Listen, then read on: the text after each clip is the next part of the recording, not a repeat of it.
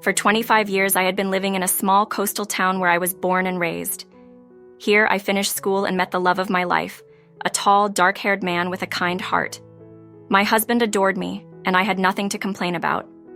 I ran a cozy cafe in the old district right on the waterfront. I spent all my days here except Sundays. I loved everything about my job.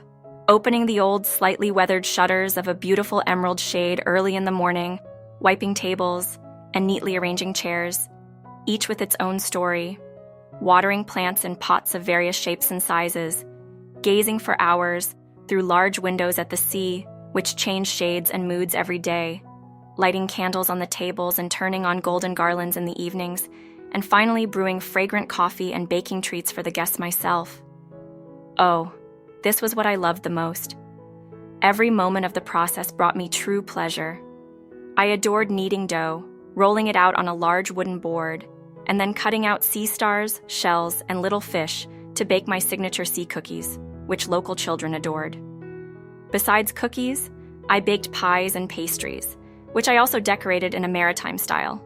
No wonder my cafe was called Song of the Sea, and every tourist visiting our town felt obligated to visit it. My parents lived nearby, so after work I often popped in to visit them. They weren't wealthy. My mother, Inez, was a seamstress who still took orders, and my father, Jose, repaired old cars. However, no one ever heard a complaint from them. My parents still lived in the same house where I grew up. Every corner here, curtains, shelves, rugs, patterned napkins on dressers, tiles with birds in the bathroom, reminded me of my childhood. From the living room window, I could see the old lighthouse where I often ran in my childhood. Every time I looked at it, I sighed softly. In these moments, I invariably approached my mother and hugged her tightly. "You're not to blame for anything, Anna," Inez repeated every time, understanding the cause of my sadness perfectly. She sighed too and hugged me tightly. The memories evoked by the sight of the lighthouse were not the happiest for me, and perhaps it was the only thing that clouded my life. Otherwise, I could only be envied. At the very beginning of spring, a bookstore opened next to my cafe. For our little town, this was unheard of and somewhat strange. Books on the waterfront, no less. Who would buy them here? Tourists usually were interested in local trinkets, cheap shell jewelry, and of course, places where they could have a tasty bite. As for books, I seriously doubted that anyone would cross the threshold of the new store. Therefore, I became curious to meet the owners of the bookstore. After another day of work, I decided to stop by and get to know them, bringing along half of the most delicious blueberry cheesecake on which I had drawn waves and flying seagulls with cream that morning, as well as a bag of raspberry croons. Pulling open the heavy glass door, I entered a small but cozy space. A golden bell on the door greeted me with a pleasant chime. I looked around and immediately realized how wrong I was. Now I was sure that this place would become very popular among tourists. Thick oak shelves were intentionally aged. Everywhere hung fishing nets, and colorful paper boats dangled from the ceiling. Among the books, I noticed mysterious-looking bottles made of darkened glass. Surely they could contain half-erased messages. Pirate maps hung on the walls with crosses marking the places where treasures were hidden. My eyes lit up. In my childhood, I adored adventures and everything related to mysteries and puzzles. I remembered how I listened with open-mouthed awe to the terrifying stories of the old lighthouse keeper, Alberto, and believed every word he said. I seriously thought that mermaids, sea kings, and pink dolphin werewolves really existed. "Can I help you with something?" A young woman peeked out from behind a tall shelf in the far corner of the room in response to the bell's ringing. She was of short stature and very charming, with long, shiny hair braided. "I'm the owner of the neighboring cafe," I explained and gave my name. "I came here to meet you and wish you good luck." "Oh, how sweet of you," the girl replied. "I've already seen your cafe, Song of the Sea. Such a romantic name. You see, my husband and I moved to your town just 2 weeks ago. I've been wanting to come visit you for several days now, but I never seem to have enough time. By the way, I'm Pilar, the owner of this shop." I responded with a smile and offered her a treat. "This is for you. Congratulations on the opening." "Oh, thank you," Pilar exclaimed sincerely, and pointing to a cute light green table and wicker chairs, suggested, "Shall we sit for a while? I haven't had a chance to make any friends yet." It would be great to chat with you in a relaxed atmosphere. I gladly agreed. I myself had few friends. Many of my schoolmates had scattered to different cities, and I hadn't had time to make new ones. Pilar settled me into one of the chairs and went off to get drinks. Taking advantage of her absence, I glanced around the interior again. This time, I carefully examined the book spines, noticing that many of the titles were related to the sea. We wanted to create a cozy space where you could browse books and immerse yourself in a maritime atmosphere, Pilar explained, returning with beautiful porcelain cups. In my childhood, I loved listening to stories and legends about the sea. Many of them frightened me so much that I couldn't sleep for a long time afterward. But generally, I was a pretty brave girl and sometimes didn't know when to stop, I said, and there were distinct melancholic notes in my voice. Memory squeezed my heart, but I forced a smile. I didn't want to dampen the pleasant atmosphere with sadness.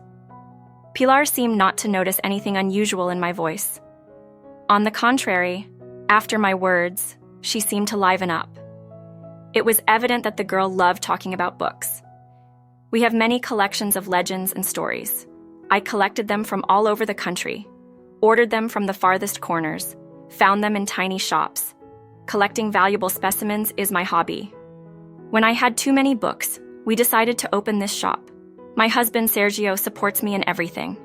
He attached all the shelves, assembled the racks, hung the decorations.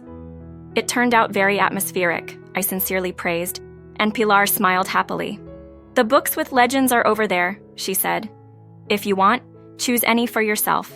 It will be my gift to you as a thank you for the delicious cheesecake and delightful croons. While Pilar poured hot cappuccino into the mugs, I got up from the chair and approached the shelf.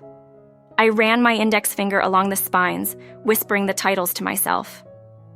Finally, my attention was drawn to a pale blue book with shell patterns. There was no title on it. I pulled out the book and opened it. It turned out to be a photo album with family photographs.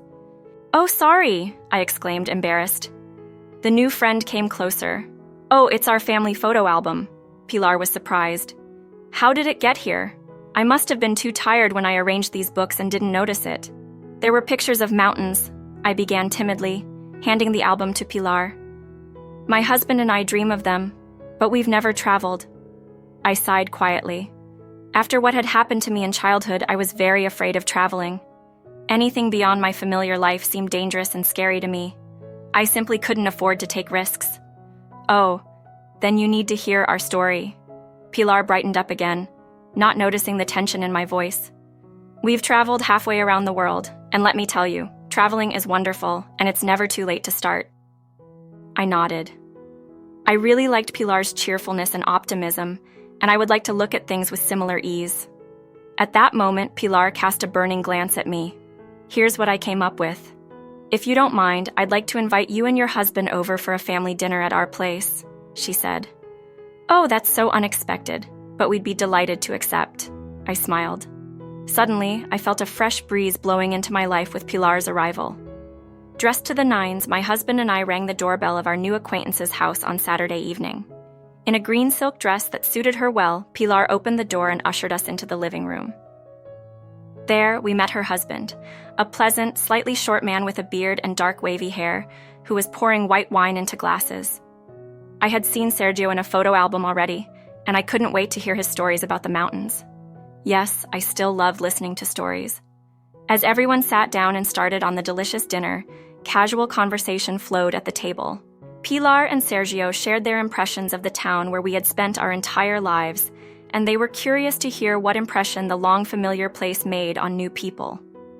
When dinner was over, naturally, the conversation turned to travel, and Sergio was amazed to learn that we had never ventured far from home. "I've dreamed of it for so long," my husband admitted. "But Anna..." With these words, he took my hand and squeezed it gently. Sergio looked at me with surprise. "It's just that," I began, taking a deep breath. "It's just that when I was little, I went through a deep tragedy, and..." Pilar looked at me sympathetically. "Oh, I see how hard it is for you to talk about it, my dear," she quickly said. "Let's not dwell on sad things today. Sergio, bring the album and we'll tell Anna and Ernesto about our trip to the mountains." Pilar's husband got up and went to the bedroom, returning shortly with the familiar blue book in hand. Everyone sat on a large couch and leaned over the album. Sergio loves taking photos, Pilar explained, and he's really good at it. But photos on the phone don't bring as much pleasure as when they're printed out. So, for our latest wedding anniversary, I ordered this memorable album for Sergio. I pasted the photos myself and drew small illustrations for them. It was clear that Pilar loved her husband very much, and she really wanted to make him happy. I appreciated it, dear, Sergio replied, kissing his wife on the cheek, and reverently flipped through the album pages where all of Pilar and Sergio's travels were carefully preserved. Finally, they reached the pages with photos taken in the mountains. Sergio began to talk about the ascent, the traditions and superstitions, legends and local dialects he had learned from guides. I listened very attentively, absorbing every word, imagining myself in Sergio and Pilar's place. When suddenly, turning over another page, I stumbled upon something strange that made me freeze. Now, Sergio's voice sounded quieter, drowned out by the pounding of my heart. I stopped understanding the meaning of his words. Now, all my attention was focused on one of the photos.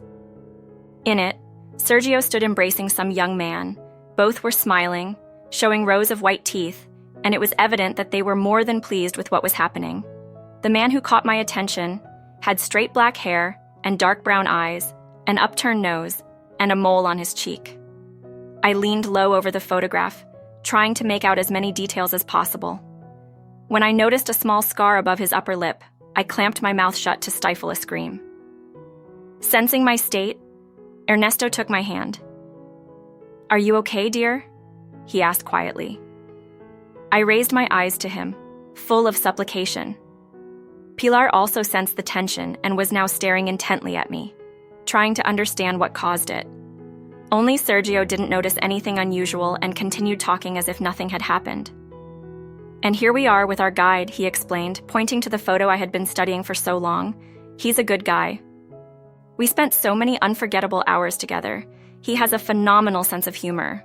I love such people, although he could also be very quiet and withdrawn at times." "What's his name?" I stuttered. "Antonio," Sergio replied, "but we all just called him Tony." "Antonio," I murmured, then covered my face with my hands and burst into tears. Pilar and Sergio didn't know what to think. Ernesto also paled.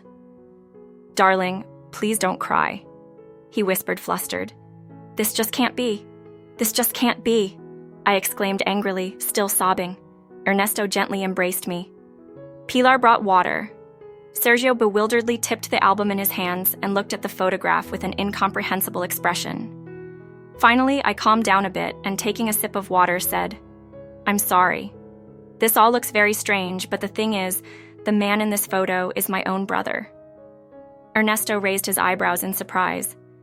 "But how is that possible? You said he died many years ago when you were little." I nodded. That's how it was. At least, that's what everyone thought. But in this photograph, undoubtedly, it's him. Antonio also had a small scar above his upper lip. He fell off his bike once. Sergio looked up. "Tony never lived by the sea," he said. "At least that's what he says. He grew up in the mountains and knows them like the back of his hand, which is why we chose him as our guide. He works at the local tourism center." "Wait," Sergio suddenly intervened. "Pilar, there's only one way to find out the truth." She squatted down in front of the bewildered me and took my hands in hers.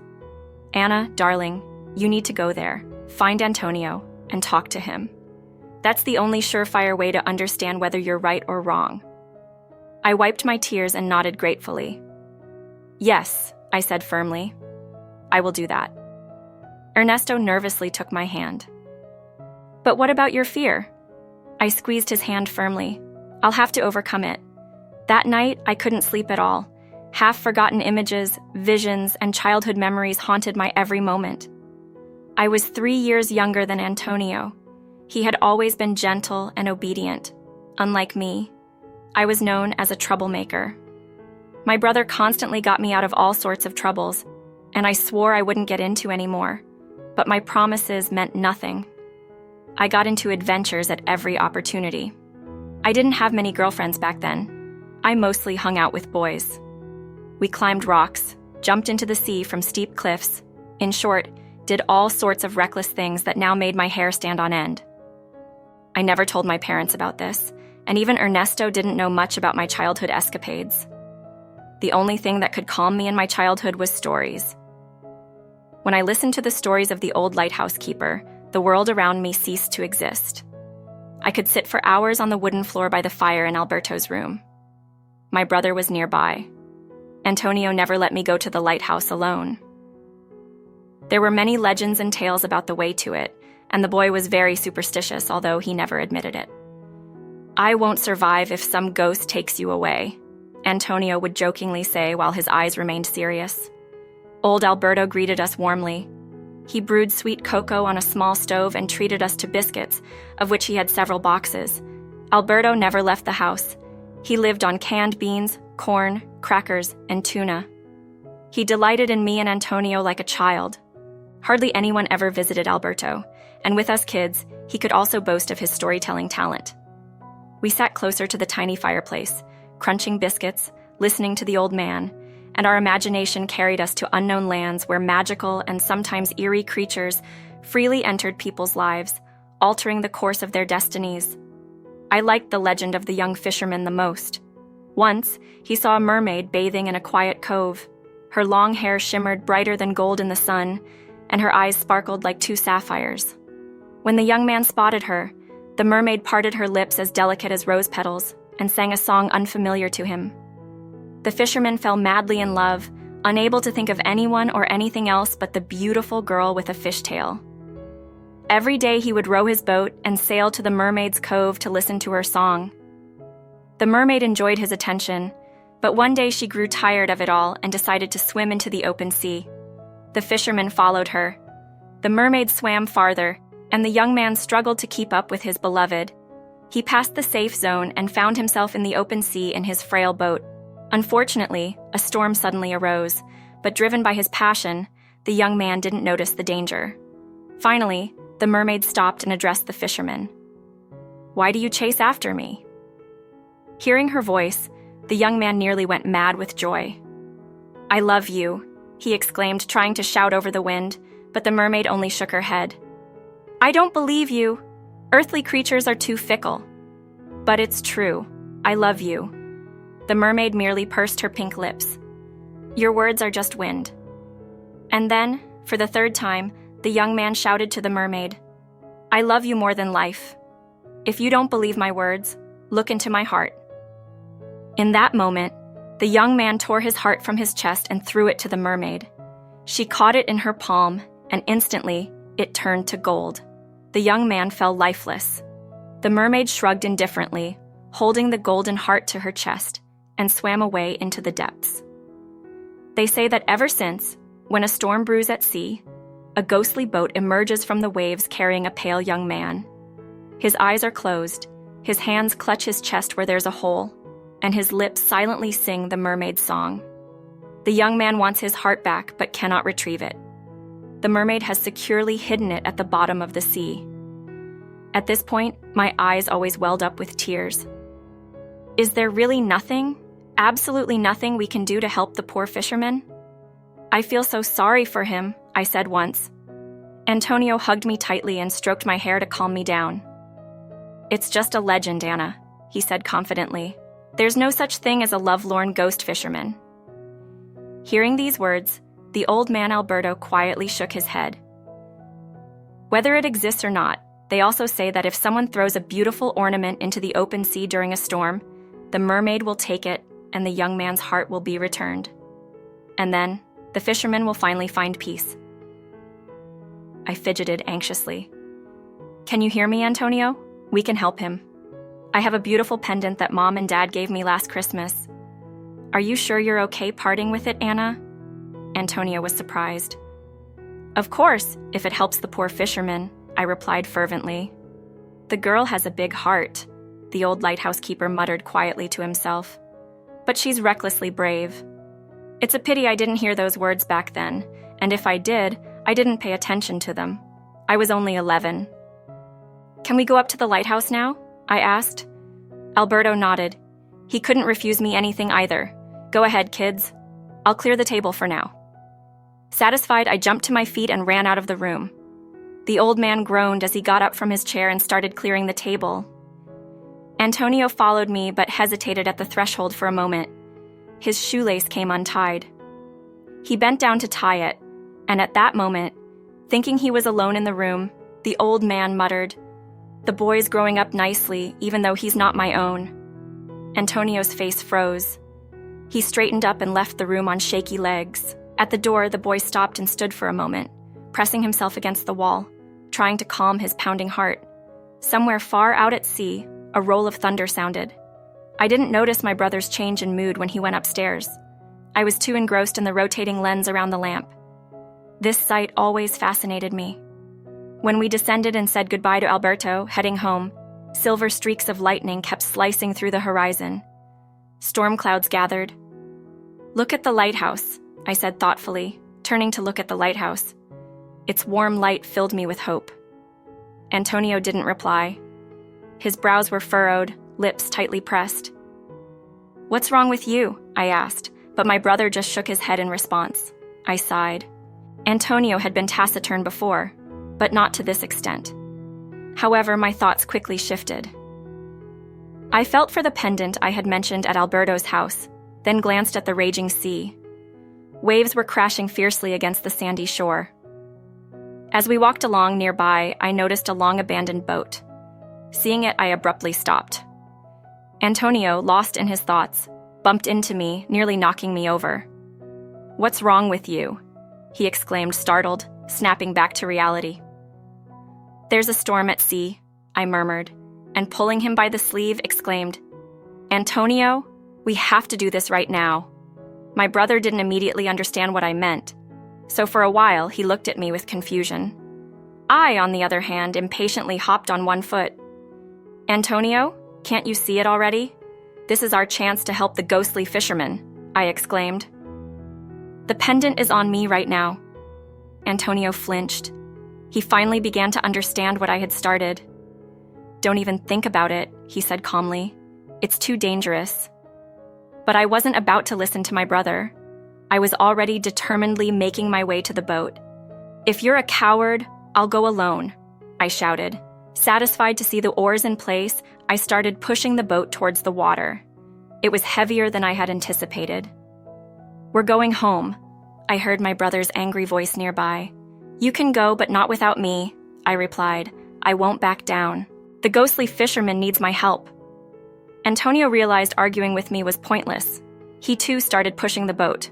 "We'll drift just a bit away from the shore," he yelled. "That should be enough." "But what if the mermaid doesn't find the pendant and doesn't return the fisherman's heart?" I hesitated. "She has servants everywhere," Antonio confidently replied. "Fish, turtles, jellyfish, whatever they find, they bring to their sea queen. So don't worry, the sailor's heart will return to him." I calmed down. My older brother always told me the truth. We got into the boat and Antonio started rowing. Several times he stopped and asked me to throw the pendant, but I shook my head and said we needed to drift a little further from the shore. Reluctantly, Antonio continued to row. The wind grew stronger, the waves higher. The boat mercilessly rocked from side to side, and rowing became increasingly difficult. Finally, I took pity and said I was ready to throw the pendant into the water. "Dear mermaid, please return the heart to the unhappy ghostly youth and take this beautiful pendant instead," I said. A short speech, and swinging my arm, threw the pendant as far as I could into the sea. At that moment, a huge wave crashed onto the boat, and we found ourselves in the water. By that time, we had drifted quite far, and the depth beneath us was substantial. I struggled with all my might, but every time I resurfaced, I barely had time to breathe before another wave engulfed me. I wanted to call out to Antonio, but of course, it was impossible. I felt my strength diminishing, and the waves tossed me around with a hissing sound, pulling me towards a seductive, starless abyss. Suddenly, I heard someone's gentle, beckoning voice. At first, I was delighted, thinking it was my mother, but reason reminded me that Inez was waiting for me at home. The sound repeated, and I realized with horror that it was a song. I didn't understand the words. They belonged to an unearthly language, but that's how I imagined mermaids singing. I couldn't fight anymore. I closed my eyes and let the melody carry me away. I didn't feel someone picking me up and pulling me towards the surface anymore. I heard voices again. They came and went, sometimes quieter, sometimes louder, but I couldn't grasp their meaning. I struggled to open my eyes, not understanding where I was. At first, it was dark around me. Then blurry white spots appeared in my field of vision, gradually taking shape. They were faces, but I couldn't tell if they were human or mermaid. I didn't recognize anyone. "It seems like she's coming to, but her consciousness hasn't fully returned," I heard someone. Strong arms held me tightly. I stared at this person for a long time until I realized it was my father. Then I heard someone crying. "And Antonio, where's my boy?" a woman screamed. It took a few moments for me to realize it was my mother. "Where is he?" I whispered with my lips. My father, who had been anxiously watching me all this time, stroked my head and whispered softly, "It's okay, Anna. We'll find him. The sea brought you back to us. It will bring him back too." I closed my eyes and pressed against my father's cool cheek. I quietly prayed for my brother to be by my side again. But my father was wrong. The sea didn't bring back Antonio. His body was never found. For a long time, I blamed myself for what happened, but my parents did everything they could to comfort me. They talked for a long time about what had happened, convincing me that sadness wouldn't bring Antonio back. "If God took our boy to himself, then it was better for him," Inez said, although her motherly heart was breaking with sorrow. Gradually, my pain subsided a little, and my former cheerfulness returned to me. However, the trace of the tragedy left a scar on my heart forever. Since the death of my brother, I became more sensible. I realized that I was now alone with my parents, and that I was now responsible for my actions. I never risked my own life again. Since then, I was afraid to leave home, to leave my parents, to do anything unusual. And then I found out that Antonio probably survived. But why didn't he come home? Did he forget who he was, or didn't he want to come back? I didn't know the answers to these questions. Soon, I would have to find out all this. Ernesto drove me to the airport. I tightly held a purse in my hands which contained my passport and a plane ticket, the first in my life. Ernesto really wanted to, but couldn't fly with me. He had an urgent order at work. "Find your brother and find out everything without me. And next time we'll fly together," he promised, kissing me goodbye. I hugged my husband and walked to the exit. I was a little nervous before the flight, but at the same time, I felt an indescribable excitement. When the plane took off, I almost screamed with joy. I had never felt anything like it before. My hometown gradually shrank in size, and an endless sea spread out in front of me. I looked out the window and couldn't believe that all this was happening for real. Then the plane rose above the clouds, and I found myself in a magical heavenly land. Overwhelmed with emotions, I felt a sweet tiredness, and closing my eyes, drifted off to sleep. When I woke up, the plane was already descending. I looked out of the window and saw the mountains. Their snowy peaks were gleaming in the sun. The plane landed smoothly, and I turned on my phone to message Ernesto that I was okay. After retrieving my luggage, I called a taxi and headed to the hotel my husband had booked. The town was very cozy, with a mountain freshness in the air. Accustomed to the sea air, I was surprised by the new aroma and found it pleasant. I noticed flower beds everywhere. Everything was clean and tidy. After leaving my belongings at the hotel, I took a shower, changed clothes, and went out, intending to have dinner somewhere. Almost immediately, I stumbled upon a charming cafe and went in. The elderly hostess welcomed me warmly, escorted me to a table, and brought the menu. "We have homemade dishes. I'm sure you'll like it," she said. I ordered vegetable lasagna and cappuccino. Through the panoramic windows, there was a magical view of the mountains. The day was leaning toward sunset, and the white peaks now had a pink hue. It was very beautiful. I took a deep breath, feeling happy. If only I could find Antonio, I said quietly aloud. Tomorrow, I would go to the tourism center and talk to him. All night, I had troubled dreams. In one, I woke up and wanted to leave the hotel, but I couldn't find the key. Or I opened the closet and it was empty. All my clothes were gone. In another dream, I came to the tourism center and I was led to Antonio's office, but instead of my brother, I met a ghost.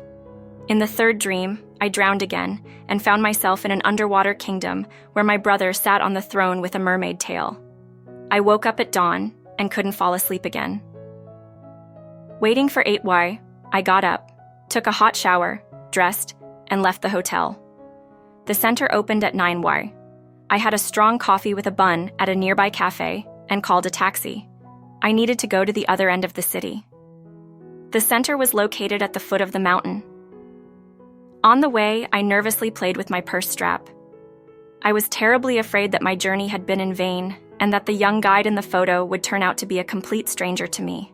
On the other hand, the thought that in a quarter of an hour I would come face to face with my own brother, who had died many years ago, also filled me with awe. After paying the taxi driver, I took a deep breath and got out of the car. The center was already open, and I entered the wide hall, heading to the reception desk. "How can I help you?" A pretty hazel-eyed girl with her hair slicked back into a smooth hairstyle asked. Round glasses and horn frames suited her very well. I hesitated for a moment, then collected my thoughts and said, "I'm looking for a young man named Antonio. He works here." "Antonio Gonzalez?" the girl politely clarified. "Yes, I think that's his surname now," I noted. The girl looked at me somewhat surprised but didn't ask anything further. "I'll check his schedule now," the receptionist said. I nodded again, feeling my knees trembling as I waited. "Do you want to book a tour with him?" the receptionist clarified. "Well," I began uncertainly, then unexpectedly for myself said, "I'm his sister. We haven't seen each other for a long time." The girl looked at me intently. "Strange, he said he doesn't have a family." I didn't know what to reply. "All right," the girl nodded. "Let me escort you to him. He's in his office." Upon hearing these words, my heart beat faster. I forced myself to nod and weakly smiled. The girl stepped out from behind the counter and headed towards the elevator. I followed her on trembling legs. The elevator doors opened, both girls entered, and the receptionist pressed the button for the third floor. The elevator slowly ascended. I felt like I might faint from excitement at any moment. Finally, the girl led me to a closed door. I managed to notice Antonio's nameplate. The receptionist knocked and, without waiting for a response, partially opened the door. "Antonio, you have a visitor," she said, letting me enter first. Trembling all over, I entered the office. The first thing I saw were maps hanging on the walls. It seemed like every corner of the earth was represented there. Then I noticed a simple wooden desk with a young man sitting behind it. He had black hair and dark brown, almost black eyes. He was staring at me intently. "How can I—" the man began but couldn't finish the sentence. For a while, I silently looked at him, then whispered barely audibly, "Antonio, it's me, Anna." He nervously ran his fingers through his unruly hair, stood up, pushed his chair back, and walked to the window. Then, he turned back to me and looked at me again. "Anna," he whispered. I took a step closer. "Is it really you?" I whispered, feeling tears welling up in my eyes. Silently nodding, Antonio approached me and hugged me tightly. "But how?" I tried to ask, but my tongue wouldn't obey. I simply hugged my long-lost brother as if he were the most precious treasure unexpectedly returned to me. Both of us were crying. Then, Antonio sat me down in a chair and sat next to me, gazing into my eyes for a long time. "Forgive me, little sister," he finally murmured. I sobbed. "No, it's me who should ask for forgiveness. It's all my fault." "No, Anna, you're not to blame for anything." But I acted recklessly. "We almost drowned because of me. For years, I thought you died because of my foolish whim." "Yes, sometimes you were simply unbearable," Antonio confirmed bitterly. "But as you can see, everything turned out fine, and I managed to survive." Looking into his familiar eyes, I nodded, feeling slightly calmed, but I still had so many questions swirling in my head. I forced myself to focus. "Antonio, but what happened to you? Why didn't you come back home? Why didn't you let us know you were okay?" Antonio closed his eyes as if some long and painful memory suddenly made itself known inside him. "Forgive me, my dear. I couldn't do otherwise." "But why?" I asked quietly. Antonio opened his eyes and looked at me. "You see, I found out something. Then what happened? happened. We got caught in a whirlpool. I saw you drowning and I did everything to save you. With great difficulty, I managed to swim to the shore. You were unconscious. I performed CPR on you, and when I realized your life was out of danger, I decided to leave. But why, Antonio? I exclaimed, tears welling up. Antonio lowered his head. I found out that I'm not our parents' biological son. He barely whispered. There was so much pain in those words that my breath caught for a moment.